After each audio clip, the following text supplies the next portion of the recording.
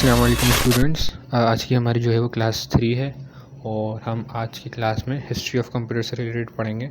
और हम पीछे बैकग्राउंड में हमने जितनी भी कंप्यूटर्स हमने यूज़ करे हैं पिछले एरा के अंदर हम उनको डिस्कस करेंगे। तो सबसे पहली चीज़ जो हम डिस्कस करते हैं, सबसे पहले हम डिस्कस करते हैं what is the difference between digital and analog. देखें स्टूडेंट्स, डिजिटल आपको मालूम है if something works on zeros और या 1 तो वो हम उसको डिजिटल कहते हैं। सही है।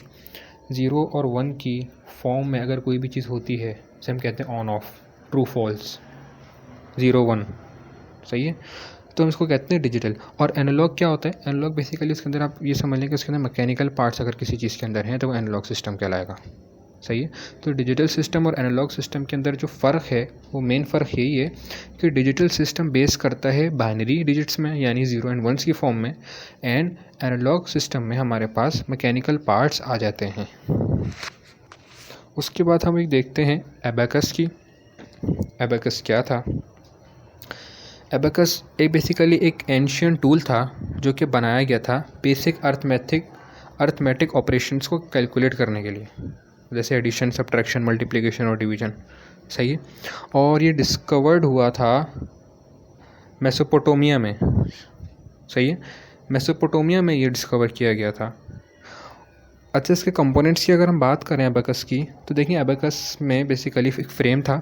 सही है। वुडी फ्रेम था, रॉड्स थी या स्टिक्स कह लें आप। उसके अंदर फिर बीड्स थे। बीड्स होते हैं, मोती टाइप होते हैं वो। सही है। और बीच में एक डिवाइडर था जो कि डिवाइड करता था उसको 2 पार्ट के अंदर, उस फ्रेम को, जिसे हम बीम बार भी कहते थे। इसका रूल ये था, इसके अंदर 2 तरह की बीड्स होती थी, अपर बीड्स एंड लोअर बीड्स। ये जो आप गोल गोल देख रहे हैं ना स्टूडेंट्स, ये बीड्स कहलाते हैं। मोती टाइप, लकड़ी का मोती होता है ये। इसकी अपर बीड्स और लोअर बीड्स 2 तरह के बीड्स होते हैं एबेकस के अंदर। अच्छा, अब इनकी वैल्यूज़ होती हैं। अपर बीड जो होता है उसकी वैल्यू होती है 5 और जो लोअर बीड होता है उसकी वैल्यू होती है 1। सही है। ये एबेकस की बेसिक्स थी। उसके अलावा इससे रिलेटेड वीडियो में आप नीचे एक वीडियो में लिंक शेयर कर दूंगा, तो वो आप जाके देखिएगा कि उसमें बेसिकली आपको पूरी कैलकुलेशन बताई हुई है कि how to use abacus, how to calculate by using abacus. तो वो वीडियो लाजमी देखिएगा, मैं नीचे डिस्क्रिप्शन में लिंक दे दूँगा। उसके अलावा स्टूडेंट्स, हमें ये पता है कि चार्ल्स बेबेज जो हैं वो फादर ऑफ कंप्यूटर कहलाते हैं। सही है। क्यों कहलाते हैं भाई? 1820s में उसने डिफरेंस इंजन को बनाया था जो कि एक मैकेनिकल डिवाइस थी और हर तरह का अर्थमेटिक ऑपरेशन ऑटोमेटिकली परफॉर्म कर सकती थी वो मशीन, जिसे हम कहते हैं डिफरेंस इंजन। ओके। ये दुनिया का पहला बंदा था चार्ल्स बेबेज जिसने बनाया, बल्कि एक नज़रिया दिया कि अगर हम मशीन के अंदर CPU, ALU या CU, ये क्या चीज़ें भाई तीनों? CPU central processing unit, ALU arithmetic logic unit, CU means control unit, और आखिरी सिस्टम में मेमोरी यूनिट। अगर ये 3 से 4 चीज़ें हम किसी भी मशीन के अंदर डाल दें और प्रोसेसिंग लगा दें तो वो कंप्यूटर बन जाएगी। वो मशीन बन जाएगी कंप्यूटर। तो इसने जो आइडिया दिया था वो काफ़ी ज़्यादा शानदार था और बहुत कामयाब भी हुआ। और हर डिवाइस आप देख लें आज तक की तारीख़ में, उसके अंदर CPU भी होगा, अर्थमेटिक लॉजिक यूनिट भी होगा, कंट्रोल यूनिट भी होगा, मेमोरी यूनिट भी होगा। हर कंप्यूटर के अंदर चार्ल्स बेबेज का कॉन्सेप्ट ठुका हुआ है। तो इसीलिए हम इसको फादर ऑफ कंप्यूटर कहते हैं। ओके बच्चों। तो डिफरेंस इंजन के बाद क्या हुआ? डिफरेंस इंजन के बाद ये हुआ कि 1830 में इसने एक और इंजन बनाया, जिसे कहते हैं एनालिटिकल इंजन। सही है। और उसका कॉन्सेप्ट दिया जो कि 4 बेसिक काम कर सके। क्या बेसिक काम कर सके? 4। इसका जो एनालिटिकल इंजन जो उसने दूसरा इंजन बनाया था, देखिए पहला इंजन तो उसने बनाया था डिफरेंस इंजन के नाम से जो मशीन बनाई थी। सही है। दूसरा इसने डिफरेंस इंजन बनाया, दूसरा इसने एनालिटिकल इंजन बनाया और वो 4 काम करता था। उसका कॉन्सेप्ट जो थे वो 4 पॉइंट्स मैं आपको बता रहा हूँ। वो था input, second memory, third processor and fourth output. सही है। मतलब इनपुट हम लेते हैं थ्रू पंच कार्ड्स के ज़रिए से इनपुट लेंगे। सही है। और वो स्टोर होगा मेमोरी के अंदर जाके, फिर उसको प्रोसेस किया जाएगा जैसे आज का CPU है, और फिर उसको आउटपुट जो निकालता था वो प्रिंटर के थ्रू या किसी और उसकी डिवाइस से ऐसी टाइप उसका हम आउटपुट निकलवा लेते थे। तो ये काम होता था हमारा एनालिटिकल इंजन के अंदर। लेकिन इस शख्स ने कभी भी कोई कंप्यूटर नहीं बनाया, या तो आइडिया दिया या थोड़ा बहुत काम करके छोड़ दिया। सही है। वजह क्या थी? वजह ये थी कि 19वीं सदी में 19th सेंचुरी में हमारे पास इतनी एडवांस टेक्नोलॉजी नहीं थी, और जो उसने आइडिया दिया था बच्चों वो काफ़ी ज़्यादा चैलेंजिंग था। सही है। उसके बाद जो बंदा आया चार्ल्स बेबेज के पास, वो आया हरमन होलेरेथ। ये कौन था भाई? इसके बारे में पढ़ते हैं। देखिए, हरमन होलेरेथ ये बंदा है, इसके बाद चार्ल्स बेबेज के बाद आया ये। सही है। और 1860 to 1930 तक इसने भी बड़ा काम किया, बड़ी मेहनतें की हैं। सही है। इससे पहले एक शख्स था जिससे हम कहते हैं जैकवर्ड लूम, मतलब हरमन होलेरेथ से भी पहले एक बंदा था जिसको हम कहते हैं जैकवर्ड लूम। फ्रेंच इन्वेंटर था बेसिकली वो, और अराउंड 1752 to 1840 तक जो है उसका एरा रहा। सही है। और उसने जैकवर्ड लूम को इन्वेंट किया। ये क्या चीज़ है भाई? ये एक मैकेनिकल मशीन थी जो कि पंच कार्ड्स का यूज़ करते हुए कपड़े को डिज़ाइन, जो होता है ना हमारे जो कपड़ा, जैसे हम आज की सिलाई मशीन समझ लें, तो कपड़े को डिज़ाइन, जो कपड़े का डिज़ाइन तकरीबन वो काबू करने के लिए वो उसने बनाई थी, कपड़े के अंदर डिज़ाइन बनाने के लिए। सही। पहले कपड़े हाथ से बुने जाते थे, वक्त लगता था, और अगर कोई डिज़ाइन बनाना होता है तो ख़ास तौर पे जैसे फ्लावर बनाना है कपड़े के ऊपर खूबसूरत सा, तो वगैरह वगैरह, कोई भी आपको कोई भी चीज़ आपने वो करनी है कपड़े के ऊपर कारीगरी, तो उसमें मेहनत बहुत लगती थी। तो इसने एक मशीन बनाई जिसे हम कहते हैं जैकवर्ड लूम। सही है। इसमें पंच कार्ड्स इसने यूज़ करे थे, पंच कार्ड्स की टेक्नोलॉजी इसने यूज़ की थी। मैं इसका वीडियो के नीचे लिंक शेयर कर दूंगा, आप काइंडली जाके देखिएगा इसकी ना डॉक्यूमेंट्री छोटी थी। सही है। तो उसमें पंच कार्ड यूज़ करे इसने जैकवर्ड लूम में। सही है। और जिसमें छोटे छोटे होल्स होते थे। सही है। एक पंच मतलब कार्ड टाइप होता था, उसमें छोटे छोटे होल्स होते थे, पंच किए हुए होते थे, और ये होल्स असल में एक प्रोग्राम की तरह काम करते थे। अगर होल है तो धागा उड़ जाता है, अगर होल नहीं है तो धागा नीचे ही रहता है। तो इस तरह कार्ड का जो पैटर्न है वो डिसाइड करता था कि डिज़ाइन कैसे काबू करना है, किस फॉर्मेट में उसको डिज़ाइन करना है, क्या डिज़ाइन बनाना है, फ्लावर बनाना है, कोई सन बनाना है, कोई स्टार बनाना है, कोई ग्रास बनानी है, या कोई और कोई चीज़ बनानी है। तो वो पैटर्न डिसाइड करता था यूजिंग पंच कार्ड टेक्नोलॉजी। तो इन जैकवर्ड लूम में हमारे पास इनपुट आउटपुट सिस्टम था जो कि बड़ी यूनिक चीज़ थी। यहाँ से इंसान की जो तरक्की का आगाज़ वो थोड़ा शुरू हुआ। एक कार्ड था जिसकी मदद से मशीन डिज़ाइन करती थी, और वो कार्डबोर्ड से बना हुआ था। वो कार्डबोर्ड से बना हुआ था कार्ड, और इसमें कोडिंग की जाती थी। कोडिंग का मतलब सरासर ये नहीं कि आज जैसे हम लोग कोड कर रहे हैं, जैसे पाइथन में कोड कर रहे हैं, जावा में कोड कर रहे हैं, या हम कोई बड़े बड़े प्रोग्राम्स लिख रहे हैं, बल्कि कोडिंग का मतलब यहाँ पर ये है कि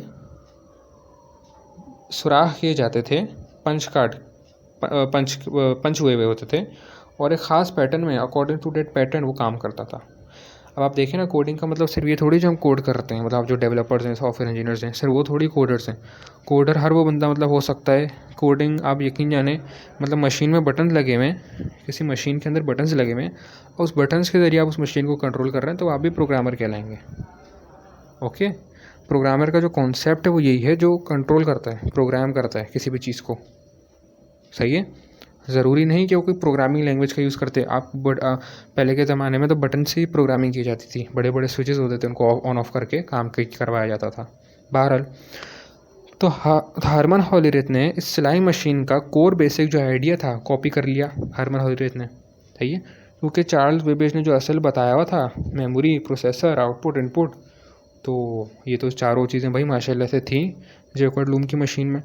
तो हरमन होलेरेथ ने नोट करा कि भाई ये जैकवर्ड लूम ने जो मशीन बनाई है तो बड़ी बेहतरीन मशीन बनाई है, इसके अंदर तो पूरा चार्ल्स बेबेज का सिस्टम इसने इम्प्लीमेंट करा हुआ है, और बहुत बड़ा ज़बरदस्त काम हो रहा है।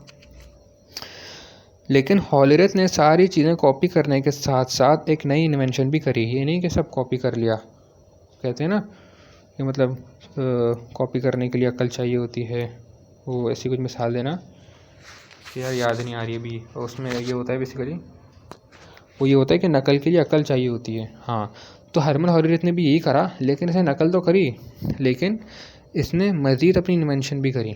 ये नहीं कि मतलब छाप के बैठ गया उसके सारा आइडिया वगैरह और अपनी नई मशीन बना दी, नहीं, उसने अपना आइडिया भी दिया। सही है। उसने क्या करा भाई, बेकरी में आप जाते होंगे, नॉर्मली बेकरी में एक बल्ब होता है नॉर्मल आइटम्स के ऊपर करना लगा हुआ, ताकि प्रोडक्ट्स जो गर्म हैं, बिस्किट्स, चिप्स वगैरह गर्म रहें।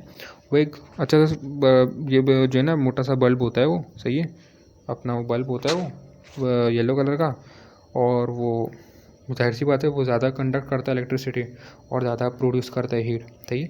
बहरहाल बल्ब किसने बनाया था? बल्ब बनाया था थॉमस अल्वा एडिसन ने। बहरहाल अच्छा, बल्ब का मैकेनिज़्म ये है कि जब करंट पास होता है ना उस तार से तो वो जल जाती है।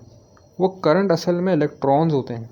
हॉलरिथ ने एडिसन का बल्ब भी कॉपी करा, लेकिन कुछ नई इन्वेंशन करी उसमें भी और नई ईजाद बनाई। इलेक्ट्रॉन्स में नेगेटिव चार्ज होता है, उसने स्विचिंग का यूज़ करा। हर्मन हॉलरिथ ने स्विचिंग का यूज़ करा। बल्ब में फिलामेंट होता है। सही है। जब करंट पास होता है तो फिर फिलामेंट गर्म होता है, ऐसे ही लाइट निकलती है। यहाँ पर सर्किट का मुकम्मल होना लाजमी है, तभी बल्ब जलेगा, वरना बल्ब नहीं चलेगा। सही है। तो हॉलरिथ ने क्या करा, यहाँ पंच कार्ड्स होते थे जिसमें होल्स हुए होते थे, जैसे कि मैंने पहले बताया आपको। अगर होल है तो वायर मरकरी, एक मरकरी कप होता है। सही, मरकरी के कप को टच करता है, फिर सर्किट मुकम्मल होता है। अगर होल नहीं है तो जो मरकरी कप है वो जो कप है वो मरकरी तक नहीं पहुंच सकता, तो जाहिर सी बात है सर्किट ब्रेक हो जाएगा। मतलब क्या है? मतलब ये कि बल्ब एक आउटपुट डिवाइस है, रोशनी। सही।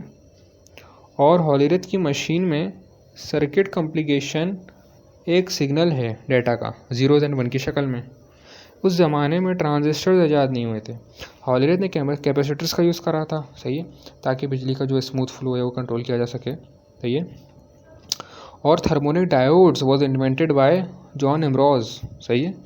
तो इट वाज मतलब वो जो है ना एसी को डीसी में कन्वर्ट करते हैं इन अर्ली, पहले के ज़माने में रेडियोज़ होते थे हमारे, इलेक्ट्रिकल डिवाइसेस जो होती थी हमारी वगैरह वगैरह, तो एसी करंट को डीसी में कन्वर्ट करते थे। इसको हम कहते हैं रेक्टिफिकेशन। इस प्रोसेस को हम कहते हैं, एसी को कन्वर्ट करना डीसी में, इस प्रोसेस को हम कहते हैं रेक्टिफिकेशन। सही है। थर्मोनिक, तो ये तमाम चीज़ें जो हैं ट्रांजिस्टर से पहले की हैं। थर्मोनिक डायोड्स हो गए, और आपका ये जो उसने बल्ब निकाला था, ये सब चीज़ें ट्रांजिस्टर से पहले की। तो हर्मन हॉलरिथ ने कागज़ लिया। सही है। और फिर उसमें सुराख करा। सही है। रोज एंड कॉलम बनाए। रोज एंड कॉलम्स का एक पैटर्न उसमें होता था। सही है। और मशीन को प्रोग्राम करने के लिए उसने ये काम करा था बेसिकली। पंच कार्ड क्या है भाई? एक हार्ड पेपर होता है, इसको हम कहते हैं हॉलरिथ कार्ड या पंच कार्ड जिसे हम कहते हैं। दो नाम है, हॉलरिथ कार्ड और पंच कार्ड। सही है। इसमें छोटे छोटे स्क्वायर होते हैं, होल्स होते हैं। सही है। रेक्टेंगल्स होल्स बनाए जाते थे, और हर होल एक बिट इन्फॉर्मेशन स्टोर करके रखता था, 0 या 1 रिप्रेजेंट करता था उसको। और जहाँ होल नहीं है वहाँ 0, जहाँ होल है वहाँ पे 1। सही है। उस कार्ड में मल्टीपल रॉज एंड कॉलम्स होते थे। सही है। जैसे आज का आप डिजिटल मेमोरी सेल समझ लें, एक्सेल शीट समझ लें आप, मिसाल के तौर पर। सही है। तो टेबुलेटिंग मशीन का मैं आपको बता रहा था, हर्मन हॉलरिथ ने ख़ास तौर पे ये मशीन बनाई थी मरदमशुमारी के लिए, कंसेंसस के लिए। सही है। सेंसस के लिए। सेंसस के लिए इसने मशीन बनाई थी जिसे हम कहते हैं टेबुलेटिंग मशीन, और ये मशीन बनाई गई थी हर्मन हॉलरिथ ने बनाई थी। 1880 में यूएस सेंसस जो हुआ था वो 7% वो जो है ना 7+ मैनुअली हुआ, और उसको मुकम्मल करने में तकरीबन 7 साल लगे। मतलब अमेरिका में, यूनाइटेड स्टेट्स में जो भी सेंसस हुआ, इलेक्शन वगैरह हुए, और इलेक्शंस कह रहा हूँ, मरदमशुमारी हुई, तो 7 साल लग गए, बल्कि 7 साल से ज़्यादा का अरसा लग गया। सही है। उस डेटा को पूरा मैनुअली प्रोसेस करने में। अब जाहिर सी बात है, इतना लंबा अरसा, अब आप 7 साल के बाद, मिसाल के तौर पे अगर आज कोई काम हो रहा है तो उसका रिज़ल्ट आ रहा है 7 साल के बाद, 8 साल के बाद या 9 साल के बाद, तो जाहिर सी बात है इतने अरसे में तो पॉपुलेशन बढ़ भी जाएगी, कम भी हो सकती है, मतलब कुछ भी हो सकता है ना। तो इसी प्रॉब्लम का सॉल्यूशन निकाला हर्मन हॉलरिथ ने थ्रू टेबुलेटिंग मशीन। उसने अपनी इन्वेंशन करी, और उसका मकसद ये था कि भाई सेंसस जो है वो क्विकली रिजल्ट दें। बाहर टेबुलेटिंग मशीन जो बड़ी बेहतरीन मशीन थी, इसके अंदर पार्ट्स का अगर मैं तस्करा करूँ तो उसके अंदर पार्ट्स सबसे पहले हमारे पास आते हैं पंच कार्ड। उसके अंदर तकरीबन 80 कॉलम्स या 12 रोज होती थी। सही है। It depends on the card. सही कि कार्ड कौन सा है, कार्ड के अंदर भी उसमें टाइप्स आती थी। बाहर जो बेसिक जो कार्ड होता था उसके अंदर 80 कॉलम्स होते थे और 12 रोज होती थी। सही है। और हर कॉलम में एक करेक्टर होता था, नंबर होता था, 0 या 1, डेट्स इट। होल होता था या नहीं होता था, डेट्स इट। इसमें सेंसस का जो डाटा स्टोर होते थे, एग्जाम्पल एज, जेंडर, ऑक्यूपेशन वगैरह वगैरह। दूसरा पार्ट हमारे पास आता था कार्ड रीडर, जिसे हम कहते हैं सेंसिंग मशीन। सही। पंच कार्ड को रखने के लिए जगह होती थी। हर कॉलम के नीचे एक स्प्रिंग लोडेड पिन होती थी। अगर कार्ड में होल है तो पिन नीचे गिरती और मरकरी कप को टच करती। अगर होल नहीं होता तो पिन रुक जाती और सर्किट मुकम्मल नहीं होता। सही है। तो it is in a binary process like zeros and one. Okay, mercury third part हमारे पास है मरकरी कप। ये मरकरी कप इसलिए डाला था ताकि इलेक्ट्रिकल कॉन्टैक्ट हो। सही है। नीचे मरकरी होता है ना, नीचे मरकरी होता था फील्ड कप। सही है। तो अगर जो नीडल है, जो पिन है, वो मरकरी को टच करती तो सर्किट कंप्लीट होता। मरकरी का काम ये था परफेक्ट कॉन्टैक्ट करना, कंडक्टिविटी देना। जैसे ही टकराए तो सर्किट आगे बढ़े। सही है, ग्राउंड देने के लिए, ताकि सर्किट कंप्लीट हो जाए। उसका फ़ायदा ये था कि मशीन ये सेंस कर लेती थी कि किन किन जगह आपका डाटा मौजूद है और वो डाटा आगे सेंड कर देती थी स्टोरेज यूनिट में। चौथा पार्ट इसका टैबुलेटिंग मशीन का ये था इलेक्ट्रिकल सर्किट। ठीक है। मरकरी और पिंस जो कि वायर का, जो मरकरी और पिंस होती हैं जो कि वायर का काम कर रहे थे, उनकी वजह से करंट फ्लो करता। जब भी एक सर्किट कंप्लीट होता तो मशीन के अंदर एक काउंटर रजिस्टर टिक होता। सही, ऐसा करके कुछ उसका प्रोसेस था। बाहर उसकी डॉक्यूमेंट्री में नीचे दे दूंगा इंशाल्लाह। अगर इसकी टैबुलेटिंग मशीन का भी अगर मुझे कोई वीडियो मिलती है तो मैं लिंक डाल दूंगा, वो आप देख लीजिएगा। पांचवा पार्ट टेबुलर आता है ना, काउंटिंग रिकॉर्ड यूनिट होता है बेसिकली वो ना, काउंटर टाइप। हर कैटेगरी के लिए एक काउंटर डायल होता था। सही। जैसे ही कार्ड रीड हुआ, जिस फील्ड में होल होता था वो काउंटर +1 हो जाता था। मतलब मेल का काउंटर 0 है, एक मेल का उसने कार्ड आया, वहाँ से उसने काउंटर मेल का +1 कर दिया, तो मेल में +1 आ गया, मतलब 1 मेल। और इस तरह करके प्रोसेस चलता रहता था काउंटर का। फिर छठा हमारे पास पार्ट आता था सॉर्टर। सॉर्टर क्या होता है? सॉर्टर में ये काम होता था कि मशीन में एक सॉर्टिंग बॉक्स होता था। सही है।